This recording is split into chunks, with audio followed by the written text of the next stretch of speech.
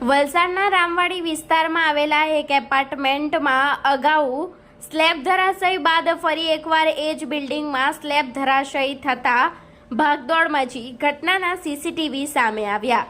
તારીખ 3 જુલાઈ બુધવારના રોજ આશરે 6 કલાકના અરસામાં બનેલી ઘટનાની આજરોજ ગુરુવારના મળતી માહિતી મુજબ વલસાડ નગરપાલિકા દ્વારા ચોમાસા પહેલા શહેરમાં આવેલા 37થી વધુ જર્જરિત મકાનોને નોટિસ પાઠવવામાં આવી હતી।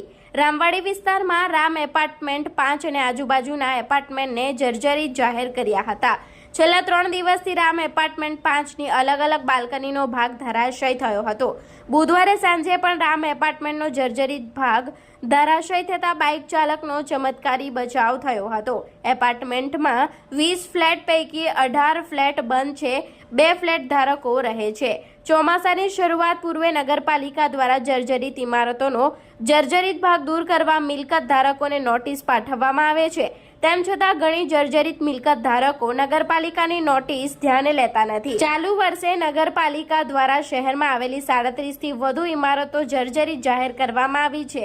રામવાડી વિસ્તારમાં આવેલા રામ એપાર્ટમેન્ટ 5માં 20 ફ્લેટ બનાવ્યા છે, જે પૈકી 2 ફ્લેટ કાર્યરત છે। છેલ્લા 3 દિવસથી વલસાડ શહેરમાં પડી રહેલા વરસાદને લઈ રામ એપાર્ટમેન્ટના 5નો જર્જરિત બાલ્કનીનો ભાગ ધરાશયી થઈ રહ્યો છે।